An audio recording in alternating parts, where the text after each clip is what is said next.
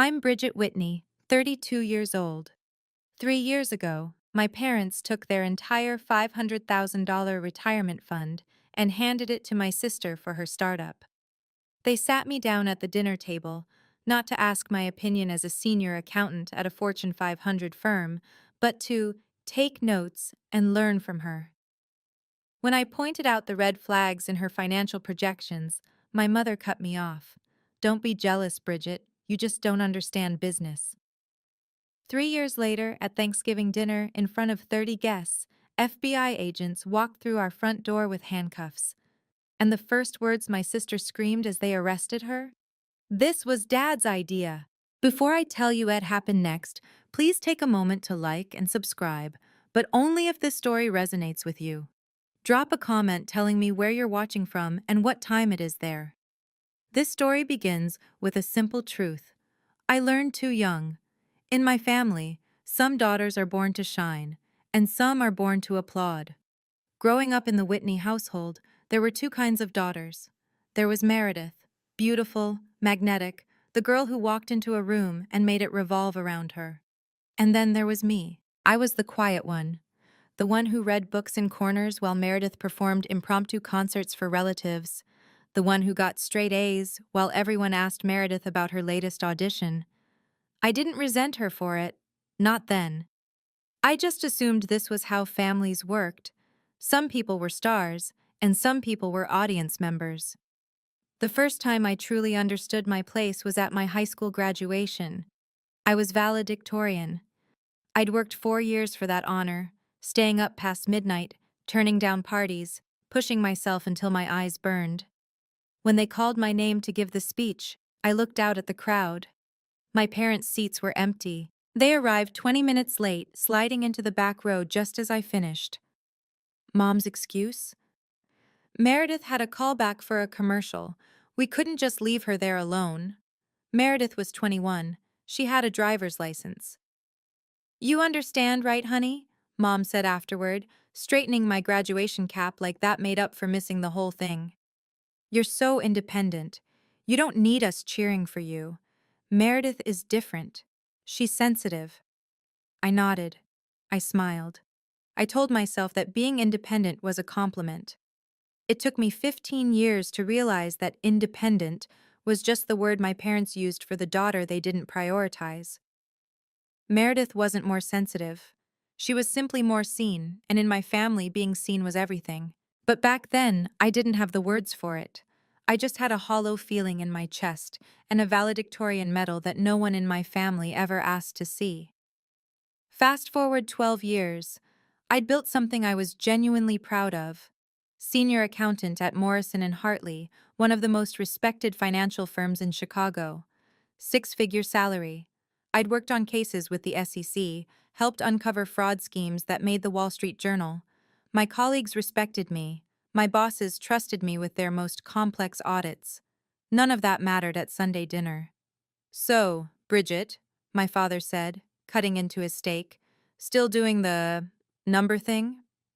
I'm a forensic accountant, Dad. I analyze financial statements, detect fraud, work with federal investigators. Right, right. He waved his fork dismissively. Lots of typing. Meredith laughed from across the table. At 35, she was between jobs again. Consulting, she called it, which meant unemployed with a better vocabulary. But the way my parents looked at her, you'd think she was waiting for her Nobel Prize. Meredith's exploring some incredible opportunities, Mom announced, refilling my sister's wine glass. She has such vision. Not everyone can see the big picture like she does. Bridget's good at the small picture, Dad added. Details, that's valuable too. Someone has to do the behind-the-scenes work. I set my fork down. I testified in a federal fraud case last month. The defendant is facing 15 years. Silence. Then Mom. That's nice, honey. But it's still working for someone else, isn't it? Meredith's going to build something of her own someday. She has the entrepreneurial spirit. I looked at my sister, who smiled at me with something that wasn't quite sympathy and wasn't quite triumph. She'd always been fluent in that particular expression. The skill they dismissed, my ability to see what didn't add up, would eventually reveal everything. But they weren't ready for that conversation yet. The call came on a Tuesday evening, 6 months after that dinner. "Family meeting tomorrow night," Mom said. "Meredith has something important to share.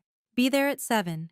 Dress nicely." I almost asked why dressing nicely mattered for a family dinner, but I'd learned that questions only prolong these conversations.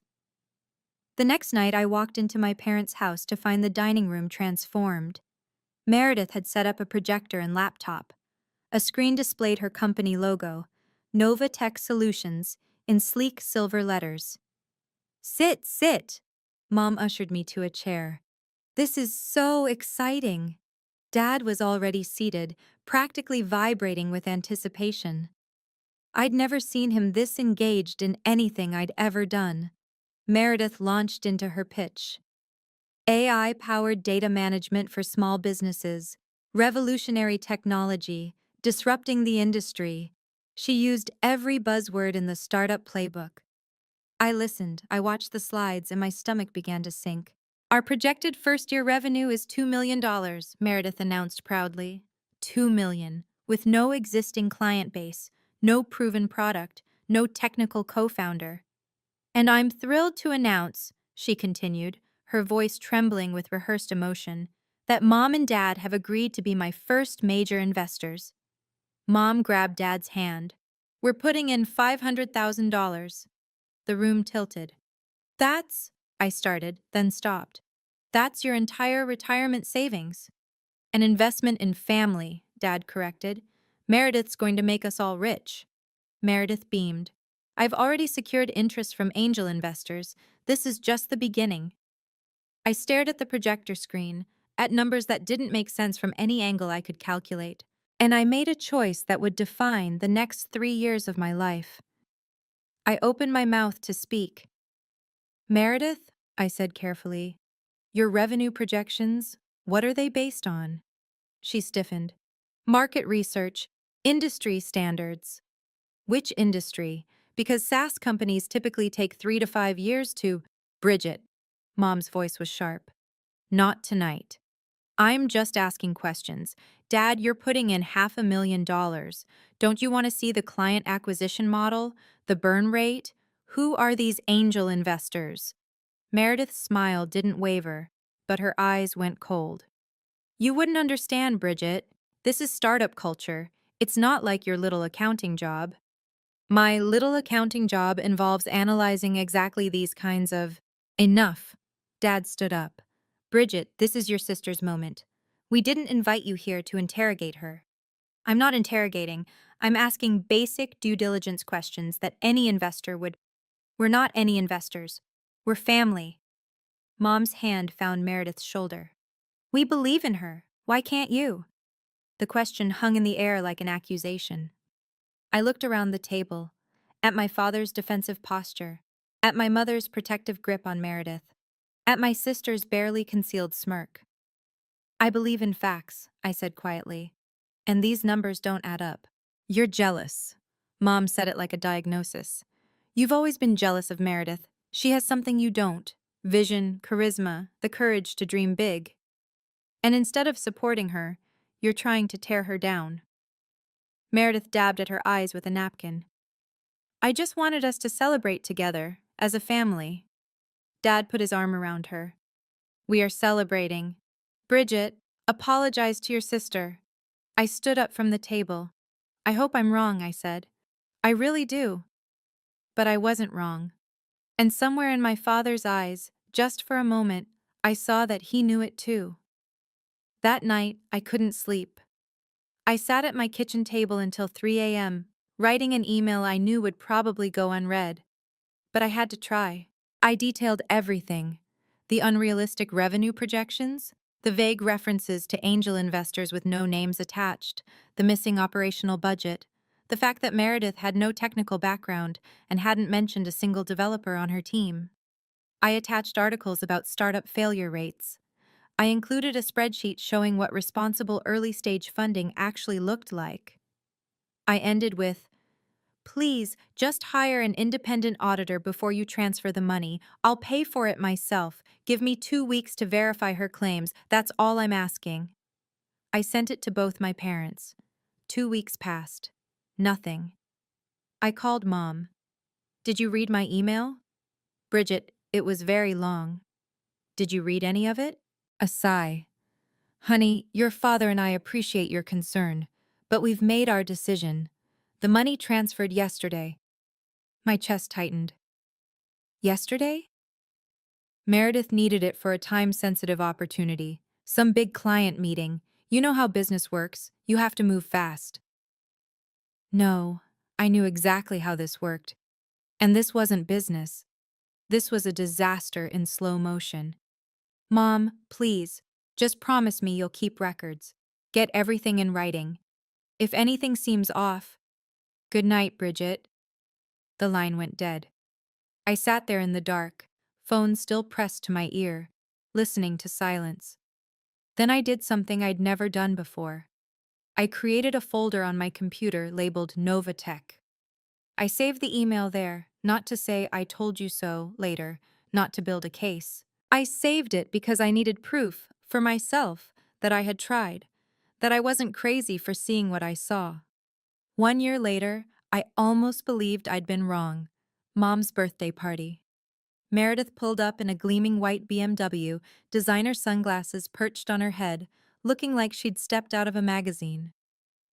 Company car, she announced to the gathering relatives, running her hand along the hood.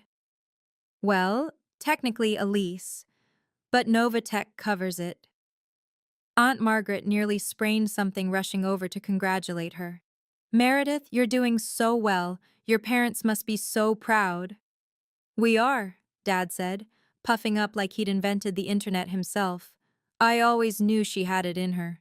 I stood by the punch bowl, watching the performance. Because that's what it was. A performance. I'd worked with enough companies to recognize the signs. The car was leased, not owned. Meredith's assistant was actually a freelancer she'd hired for the day. The office space she'd shown in Instagram photos? A co-working space rented by the hour. But everyone was buying it. Hook, line, and sinker. Bridget! Aunt Margaret cornered me by the appetizers. Still doing taxes?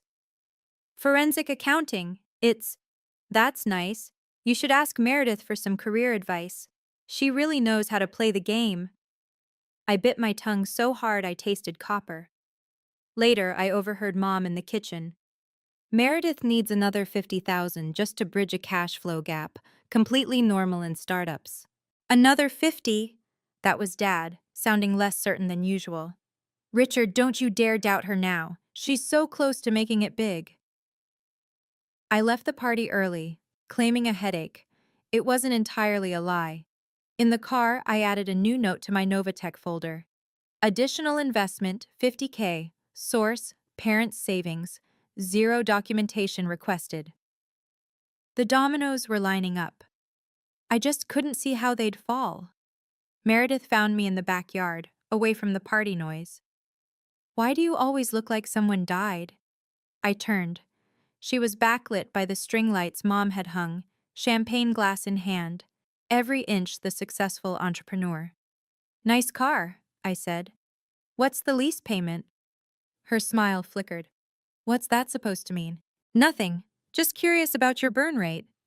My what? How fast you're spending money versus making it. Basic startup metrics. I kept my voice neutral. You raised another $50,000 from Mom and Dad. That's $550 total.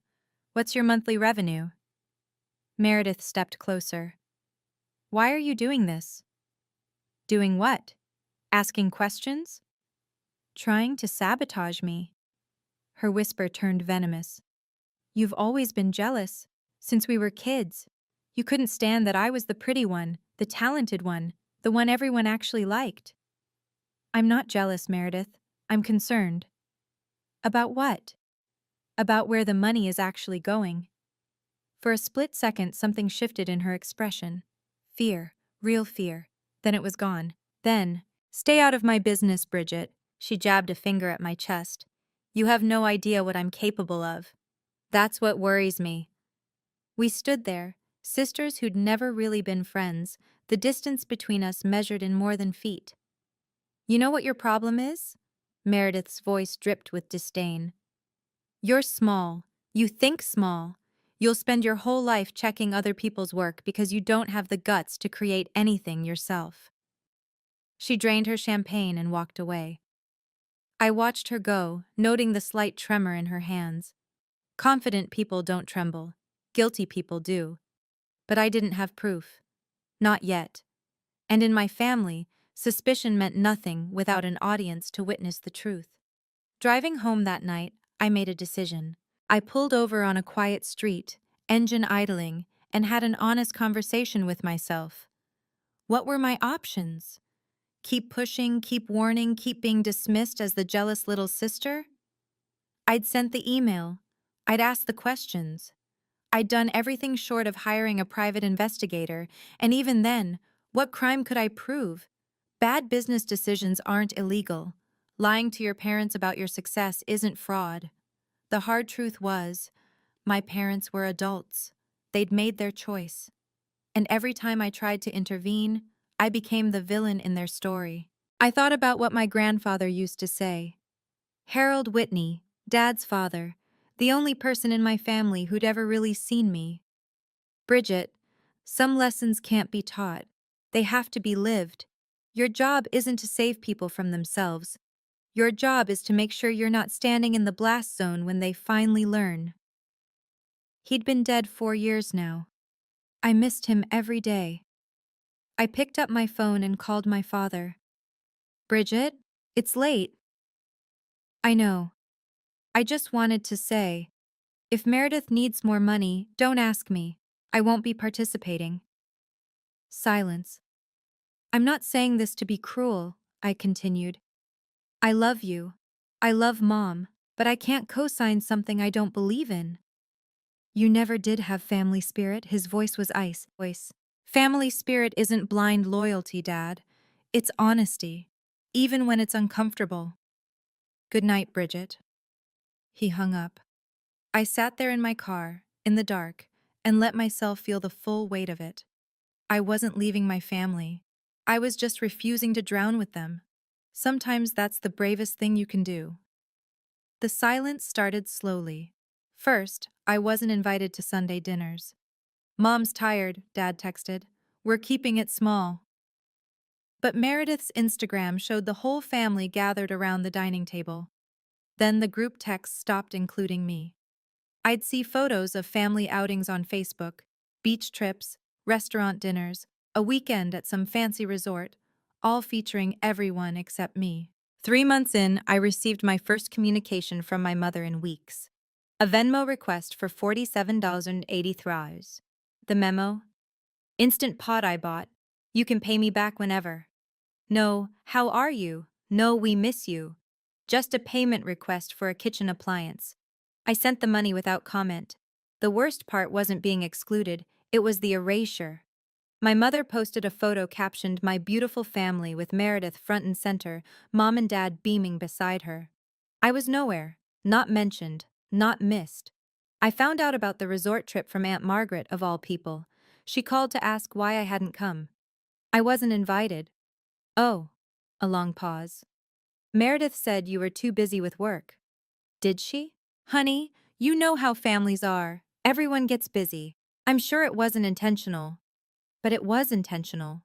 Every family gathering I missed, every photo I wasn't in, every conversation that happened without me, Meredith was rewriting history. And my parents were helping her do it. I stopped checking their social media. I stopped waiting for calls that never came. I focused on my work, my apartment, my small circle of actual friends who actually showed up. And I told myself I was fine. Mostly, I believed it. But late at night, sometimes I wondered, how do you mourn a family that's still alive but has already buried you?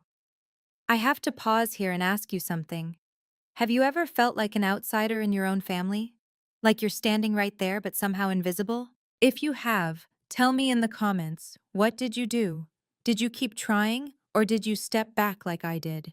And if this story is hitting close to home, hit that like button. Let me know I'm not alone in this. Okay, back to what happened next, because the silence was about to break in a way none of us expected. 2 years after the investment, I got an unexpected phone call. Miss Bridget Whitney, the voice was formal, elderly. This is Theodore Marsh, attorney. I represented your grandfather Harold's estate. I almost dropped my coffee. Mr. Marsh, that was years ago. Indeed, 4 years since Harold passed. I apologize for the delay in reaching out, but I was given specific instructions. Instructions? Your grandfather left certain documents with me, a supplementary provision to his will. He asked me to deliver it to you personally when, and I quote, "the time is right." I gripped the phone tighter. What does that mean? How would you know when the time is right?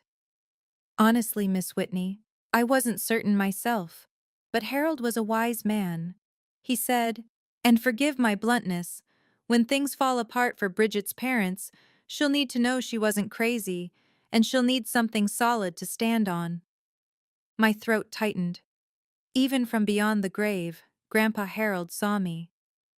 Are things falling apart, Miss Whitney?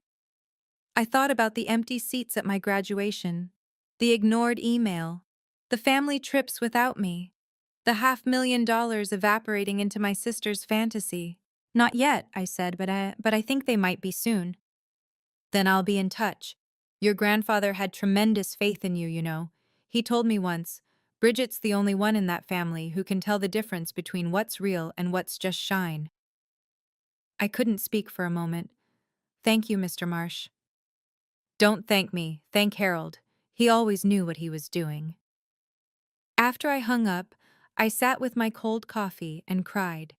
Not from sadness, from the overwhelming relief of being seen by someone who wasn't even here anymore. A month later, I ran into Agent Carla Reyes at a financial crimes conference downtown. She recognized me before I recognized her. Bridget Whitney. Morrison and Hartley, right? I turned to find a sharp-featured woman in a navy blazer, FBI badge visible at her hip. It took me a moment to place her. Agent Reyes, the Thornton Securities case. You remember, she smiled.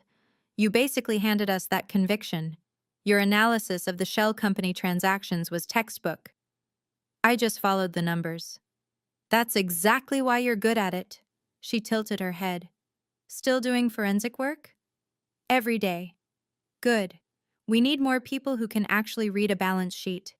She reached into her pocket and handed me a business card. I'm heading up the white-collar crime unit now. If you ever see anything unusual in your work, give me a call. I looked at the card. Simple. Official. FBI seal in the corner. What kind of unusual? The kind that keeps you up at night. Her gaze was knowing. I've been doing this job for 15 years.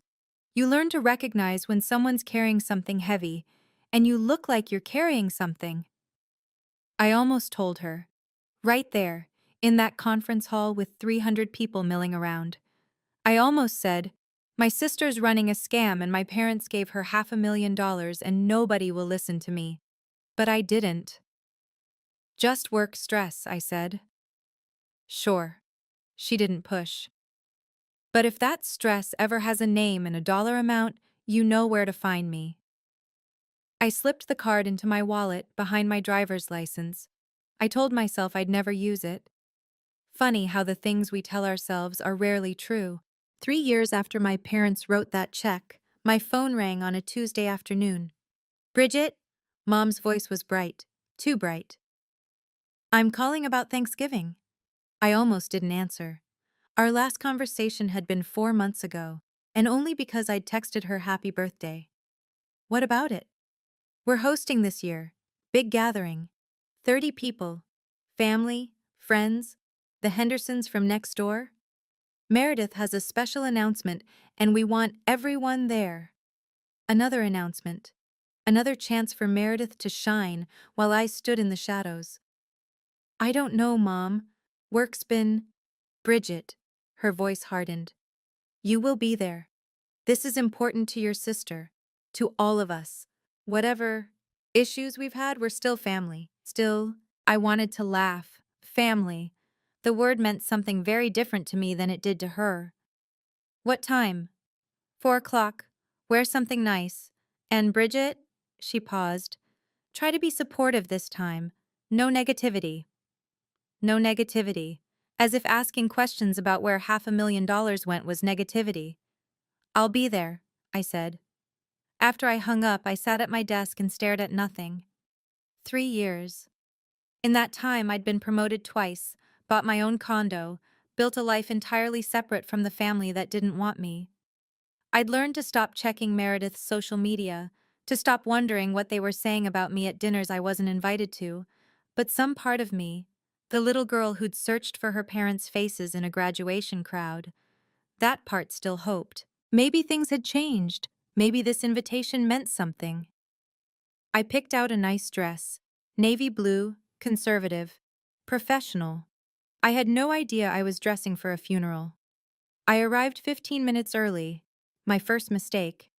Oh good, you're here. Mom thrust an apron at me before I could even take off my coat. Help me with the appetizers, and the drink station needs setting up.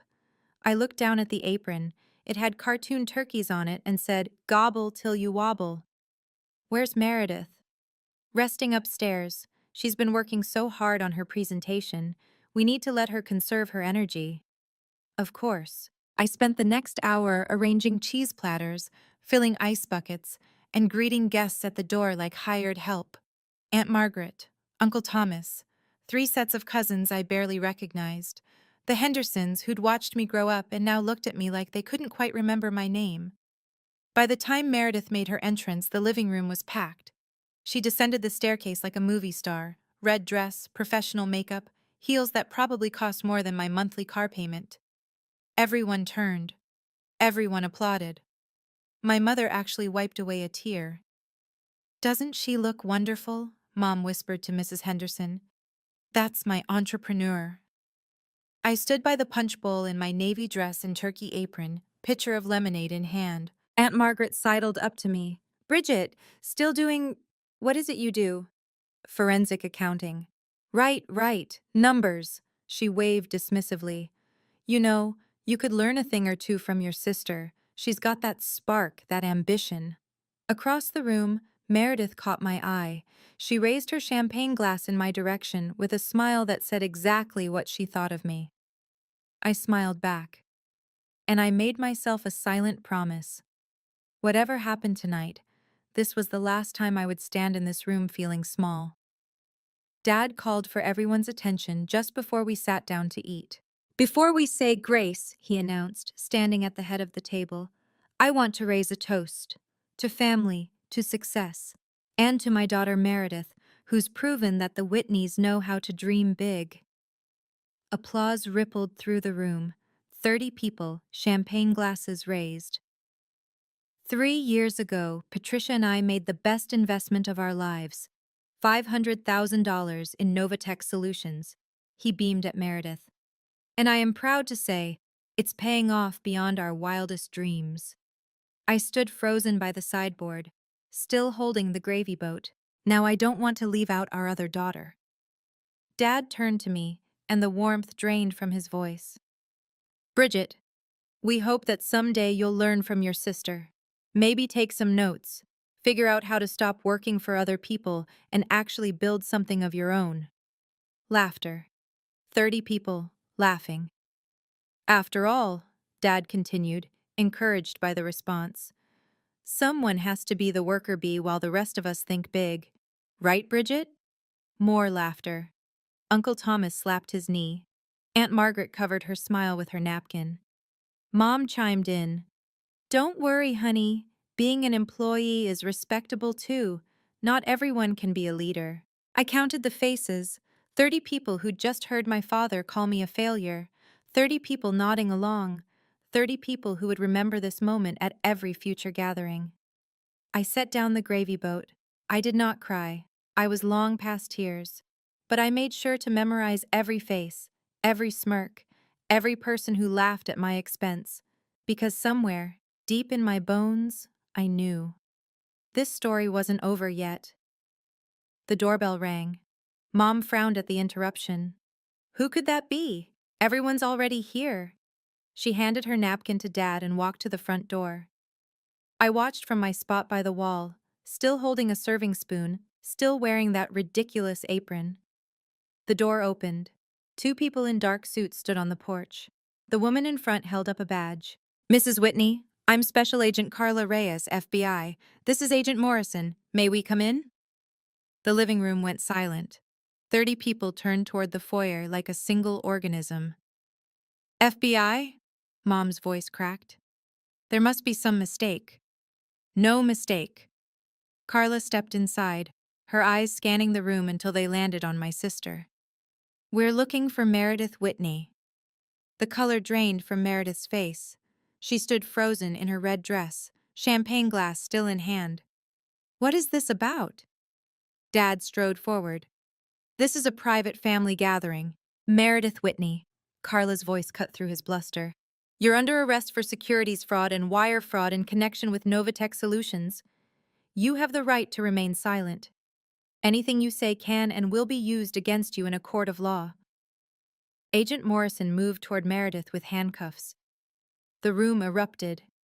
Gasps, whispers. Someone dropped a wine glass, and through all of it, Carla's eyes found mine across the room. She gave me the smallest nod. Not of conspiracy. I hadn't called her, hadn't reported anything, just recognition. One professional acknowledging another. I stood very still, turkey apron and all, and watched my family's carefully constructed world begin to crumble. Meredith screamed. It wasn't a sound I'd ever heard her make before. Raw, primal. The scream of someone who'd just realized there was nowhere left to run. No! Meredith thrashed as Agent Morrison secured the handcuffs. You can't do this. I haven't done anything wrong. Ma'am, please calm down. This was Dad's idea. The room went absolutely still. Dad's face turned gray. Daddy told me to do it. Meredith was sobbing now, mascara streaming down her face. He said if we faked the investor reports, we could get more funding. He said no one would ever check. He helped me write the fake financials. Meredith, Dad's voice was barely a whisper. Stop talking. You promised you'd protect me. She lunged toward him, handcuffs clinking. You said it was just creative accounting. You said everyone does it. Mom grabbed the back of a chair, swaying. Richard, what is she saying? Patricia, I can explain. You knew? Mom's voice rose to a shriek. You knew and you didn't tell me? It wasn't supposed to. The investors were never supposed to find out. Mom collapsed. 3 people rushed to catch her. Mrs. Henderson screamed for water. Uncle Thomas pulled out his phone to call 911. In the chaos, Carla continued reading Meredith her rights, her voice steady and professional against the backdrop of family implosion. I didn't move. I watched my father try to revive my mother. I watched my sister being led toward the door, still screaming accusations. I watched 30 people witness the destruction of everything my parents had built their identities around. And I felt nothing. No satisfaction, no vindication, just a hollow emptiness where anger used to be. This wasn't victory. This was watching a house fire from the lawn, knowing you'd tried to warn them about the faulty wiring, knowing they'd called you crazy for smelling smoke. The EMTs cleared Mom. Just a fainting spell, no lasting damage. She sat on the couch with a blanket around her shoulders, looking 20 years older than she had an hour ago. Agent Carla pulled me aside near the front door, away from the others. I want to make something clear, she said quietly. You didn't cause this. I know. The investigation came from external investors. They hired independent auditors 6 months ago after inconsistencies in their quarterly reports. Your sister was siphoning money, nearly $2.3 million from multiple investors. Your parents' $500,000 was just the beginning. $2.3 million. My stomach turned. Your father's involvement. Carla hesitated. We'll be looking into that. But Bridget, the point I want to make is that you had nothing to do with this bust. I recognized you from the conference. But that's coincidental. People will think I reported her. Let them think what they want. You know the truth. She glanced back at the shell-shocked guests. For what it's worth, if they'd listened to you 3 years ago, this might have stopped at 500,000 in family losses instead of federal charges and prison time. She handed me a card, not her FBI card, but a victim services number. Your parents may need this. They're likely going to lose everything in civil suits. I took the card numbly. Before she left, Carla turned back. Your grandfather, Harold Whitney.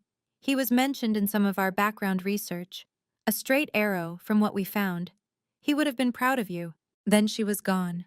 And I was left standing in my parents' foyer, holding a victim services card, wearing a turkey apron, listening to my mother sob in the next room.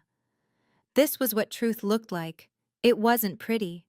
The guests fled like the house was on fire. Aunt Margaret didn't even say goodbye. The Hendersons practically ran to their car. Within 30 minutes, the living room that had held 30 people was empty except for family. Dad found me in the kitchen, where I'd retreated to take off that ridiculous apron. Bridget, his voice was hoarse, I need your help. I folded the apron carefully, set it on the counter. You're good with finances. You could testify. Tell them I didn't know what Meredith was doing. Tell them I'm just a retiree who trusted his daughter. I looked at my father, really looked at him. The man who'd called me a worker bee, who'd made 30 people laugh at my expense, who'd ignored my warnings because they came from the wrong daughter. Dad, you knew. I didn't. You helped her write the reports. She said so. She's panicking. She doesn't know what she's saying. I have an email. The words came out flat.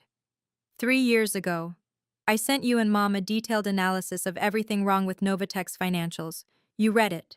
His face went pale. That doesn't prove. I'm not going to testify against you. I picked up my purse. But I'm not going to lie for you either. This is your family. Yes. I met his eyes. And families don't ask each other to commit perjury. Bridget, please. You taught me to be honest, Dad. Remember? When I was 8 and I lied about breaking the vase? You grounded me for a month because Whitney's tell the truth. He had no answer for that. Whitney's tell the truth, I repeated. Or at least, one of them does. I walked past him through the living room where my mother sat crying and out the front door. I didn't look back. I was almost to my car when I heard footsteps behind me. Bridget, wait! Aunt Margaret stood on the driveway, arms wrapped around herself against the November cold. She looked smaller than I'd ever seen her. I wanted to say, she faltered, I'm sorry. I stopped, keys in hand. For what exactly? For everything. For not seeing. She took a shaky breath. For laughing when when he said those things about you. You did more than laugh, Aunt Margaret. You told me to learn from Meredith, multiple times, over multiple years. I know.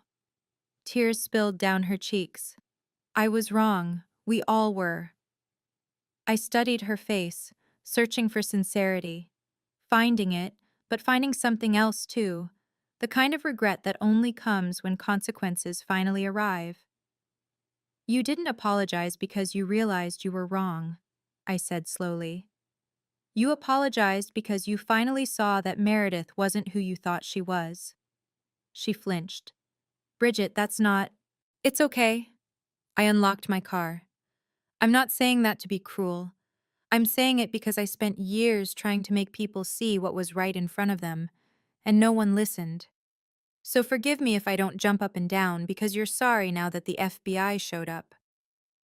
What can I do? To make it right? I thought about it.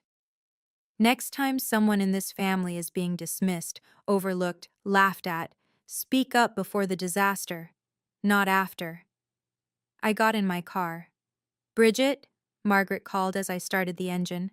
For what it's worth, your grandfather always said you were the one who'd land on your feet. I pulled out of the driveway without responding. But I held those words with me, all the way home. Grandpa Harold, still looking out for me. Let me pause here for a second. If Aunt Margaret came to you with that apology, would you forgive her? Or would you feel like it was too little too late? I genuinely want to know. Drop your answer in the comments. And while you're thinking about it, if this story is making you feel something, hit that like button. It helps more than you know. Now let me tell you what happened in the weeks that followed. 3 days after Thanksgiving, Theodore Marsh called again. Miss Whitney, I believe the time has come. His office was exactly what you'd expect from a 70-year-old estate attorney: dark wood, leather chairs, walls lined with law books that probably hadn't been opened in decades. He gestured for me to sit. Your grandfather Harold came to me 4 years ago, shortly before he passed. Mr. Marsh opened a manila folder. He added a codicil to his will, a supplement kept separate and confidential. Why separate? Because he didn't want your father to know about it until after everything was settled. Mr. Marsh slid a document across the desk. Harold left you the lake house in Lake Geneva. I stared at the paper. Lake Geneva, Grandpa's cabin, where we'd spent summers fishing and reading and not talking about anything important, just being. I'd assumed it went to Dad with everything else. The property is valued at approximately $800,000, Mr. Marsh continued. It's been maintained by a property management company, paid through a separate trust Harold established. All yours, free and clear. My hands trembled as I picked up the document. There's a letter as well. Mr. Marsh handed me an envelope with my name in Grandpa's shaky handwriting. I opened it. Bridget, if you're reading this, things have probably fallen apart the way I always feared they would. I'm sorry I couldn't do more while I was alive. Your father is my son, but that doesn't make me blind to his faults. You were always the one who saw things clearly. This house is yours because you'll take care of it the way it deserves, the way I always knew you'd take care of yourself. I see you, sweetheart. I always did. Grandpa Harold.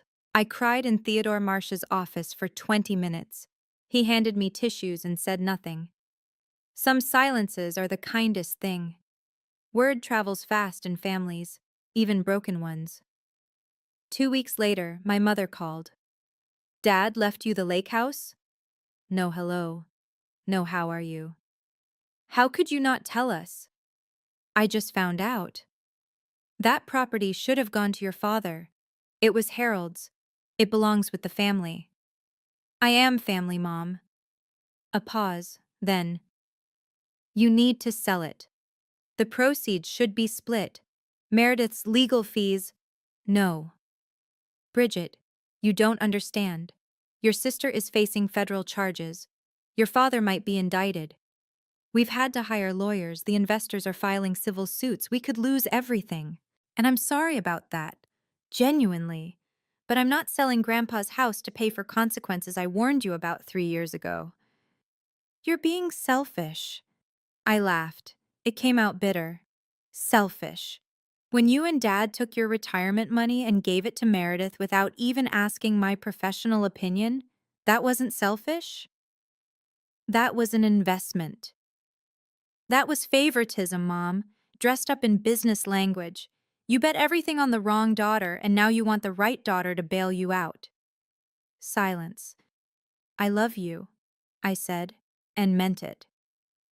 But love doesn't mean I set myself on fire to keep you warm. Grandpa left me that house because he trusted me. I won't betray that trust. Your grandfather would be ashamed of you. No, my voice was steady. He's the only one who wouldn't be. I hung up. Then I blocked her number. Not forever. Just until I could breathe again. I drove to Lake Geneva that weekend, walked through the empty house, touched the wooden beams Grandpa had installed himself, and I let myself feel, for the first time in years, like I belonged somewhere.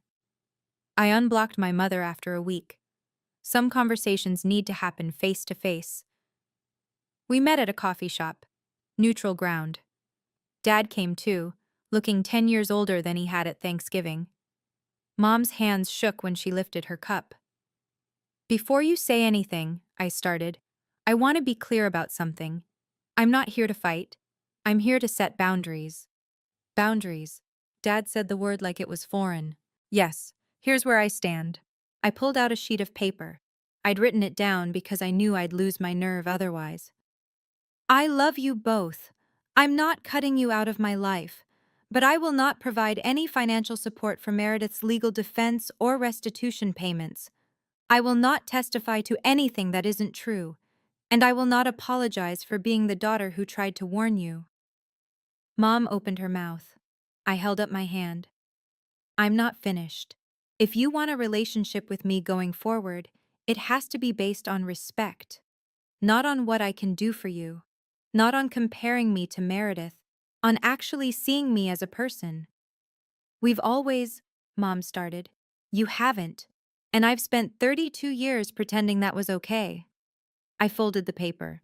It's not okay. It never was. Dad stared at his coffee. We really messed this up, didn't we? Yes. It wasn't forgiveness. It wasn't reconciliation. But it was honesty. Maybe the first real honesty we'd ever had. I don't know how to fix this, Mom whispered. I don't either, I admitted. But we can't fix anything if we can't even admit it's broken. We sat there, three people who shared blood but had forgotten how to share anything else. It was a start. A painful, awkward, necessary start. 6 months after Thanksgiving, the legal hammer fell. Meredith pleaded guilty to 3 counts of wire fraud and 2 counts of securities fraud. The judge showed no sympathy for her tears or her expensive lawyers. 5 years in federal prison, no parole. Dad was indicted as a co-conspirator. His case dragged on for months, but eventually he accepted a plea deal.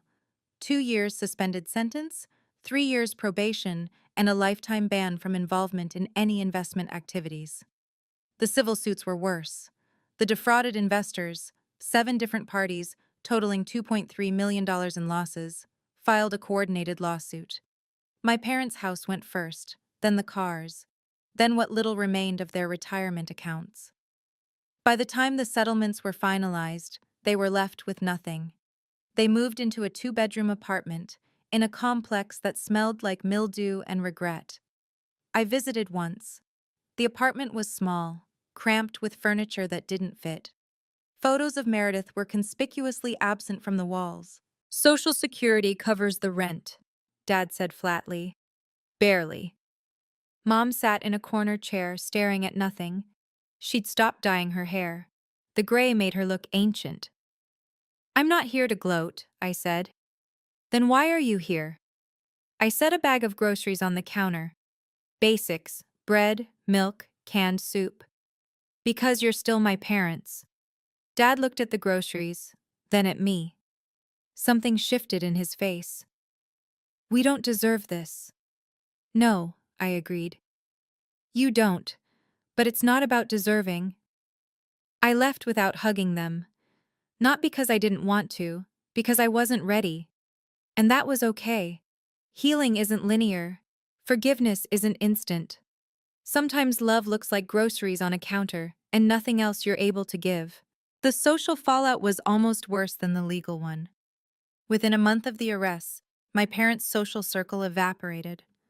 The couples they'd vacationed with, the church group Mom had led for 15 years, the country club Dad had been so proud of joining, all gone. Aunt Margaret kept me updated, though I hadn't asked her to. Your mother got dropped from the women's ministry, she told me over the phone. Someone made a comment about not wanting that kind of attention at their events. And Dad? His golf buddies stopped returning calls. The retirement party they were planning for Bill Henderson? Your father wasn't invited, after 20 years of friendship. I thought about that Thanksgiving room. 30 people laughing at me, 30 people toasting Meredith's success. Where are all those people now? Margaret was quiet for a moment. Nowhere. That's the thing about fair weather friends, Bridget. They're only there for the weather. I didn't feel satisfaction. I felt tired. Your parents keep asking about you, Margaret added. Your mother especially. She mentions you every time we talk. What does she say? She says she wishes she'd listened. She says she looks at old photos and can't believe how blind she was. She says, what? She says she's proud of you for turning out the way you did despite everything they got wrong. I didn't know what to do with that. The parents who'd laughed at me, who'd chosen Meredith at every turn, who'd called me selfish for not selling my inheritance, were they really capable of change? I didn't know. But I noticed something. They hadn't asked for money in months. They hadn't made demands. Maybe that was progress. Or maybe they'd just finally run out of things to take. While my family was falling apart, I was quietly putting myself together. The promotion came 6 months after Thanksgiving. Director of Forensic Accounting, corner office, team of 8 analysts reporting to me. A salary that made me blink when I saw the offer letter. My boss shook my hand at the announcement. You've earned this, Bridget. We need more people with your integrity. Integrity. The thing my family had called stubbornness, jealousy, lack of team spirit. I started spending weekends at the lake house. I hired someone to update the plumbing, repaint the bedrooms, restore the dock where Grandpa and I used to fish. I created a reading nook in the corner with the best light and named it Harold's Corner. And I started therapy. It wasn't easy. Nothing worth doing ever is. But sitting in Dr. Patterson's office every Tuesday, unpacking decades of feeling invisible, learning to recognize my own worth, it changed something fundamental in me. You spent 30 years seeking validation from people who weren't capable of giving it, Dr. Patterson said once. That's not a character flaw. That's survival. But you're not just surviving anymore. She was right. I was building. In the spring, I met someone, James, a carpenter of all things. Grandpa would have loved the irony.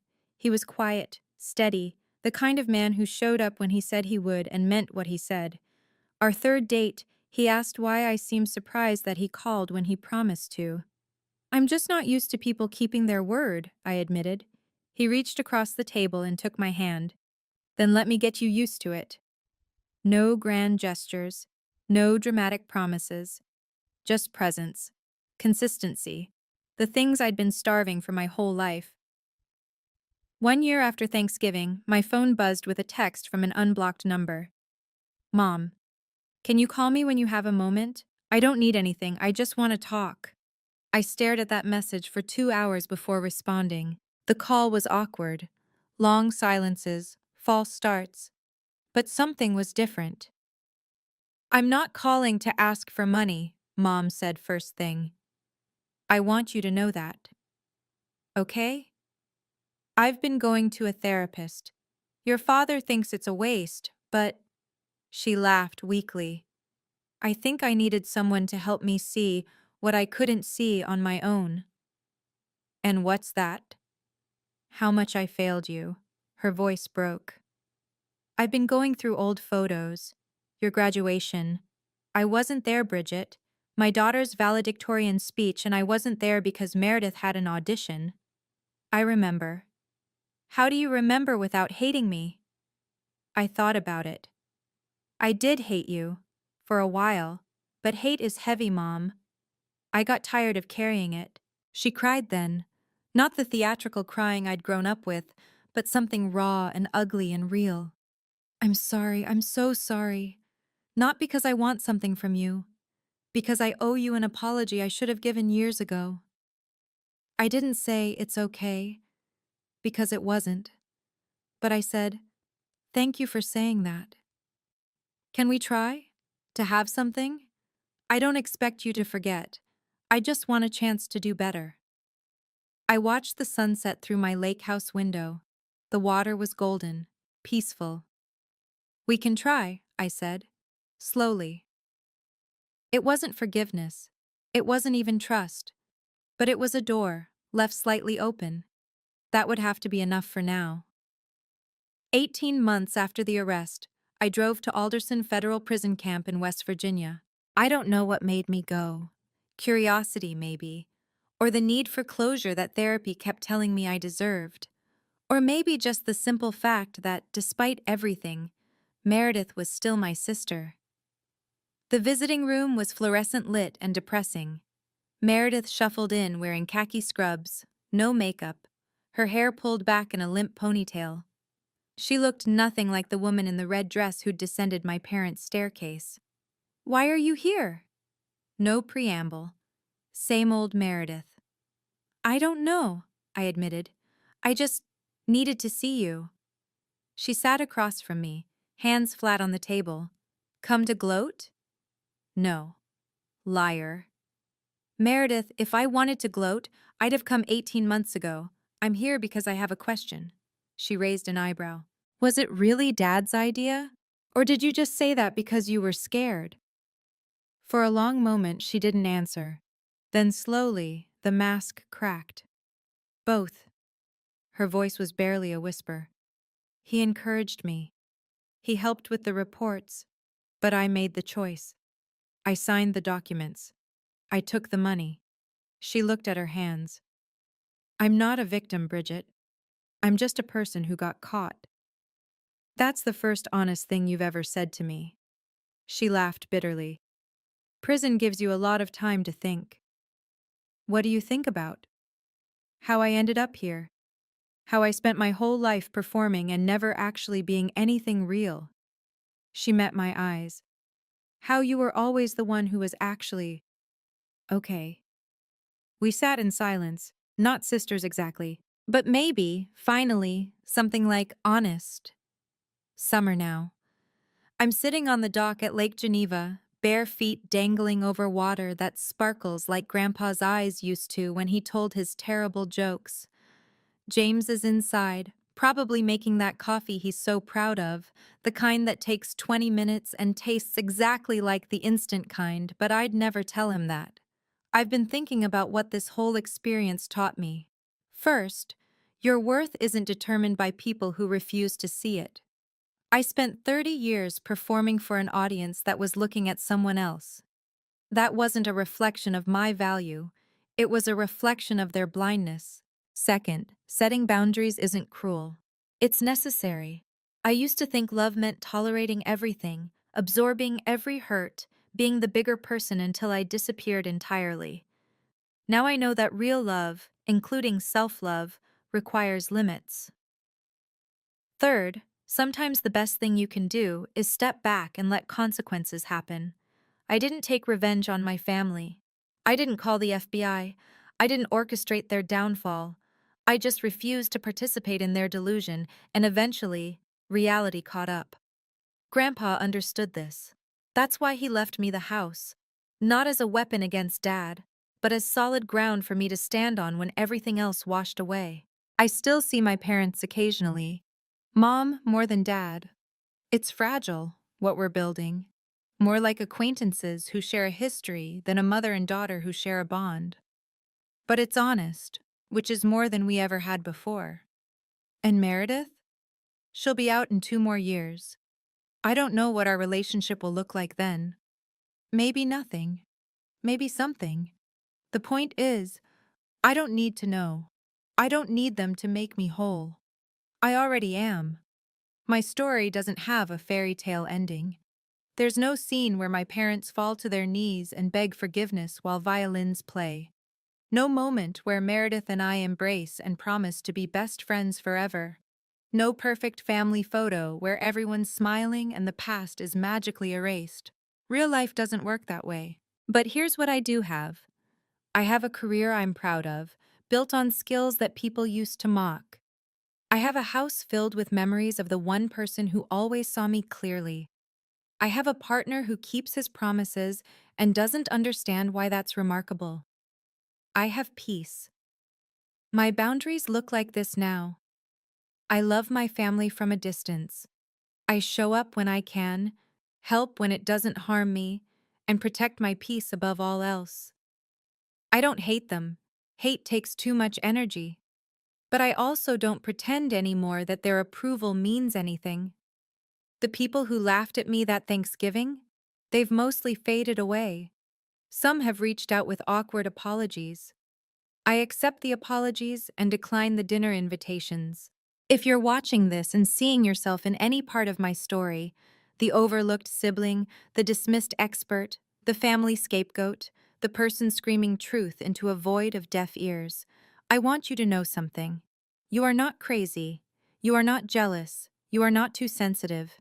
You are seeing clearly in a room full of people who've chosen blindness. And eventually, the light catches up. So that's my story. Thank you for listening to all of it. Now I want to hear yours. Drop a comment below. Tell me about a time when you finally stopped shrinking and started standing tall. I'll read every single one. If this story resonated with you, if it made you feel seen, or angry, or hopeful, please hit that like button and subscribe. It genuinely helps more than you know. And turn on notifications so you don't miss the next story. There are more just like this one in the description below. Stories about family, boundaries, and finding your worth. Until next time, protect your peace. You've earned it. See you in the next one.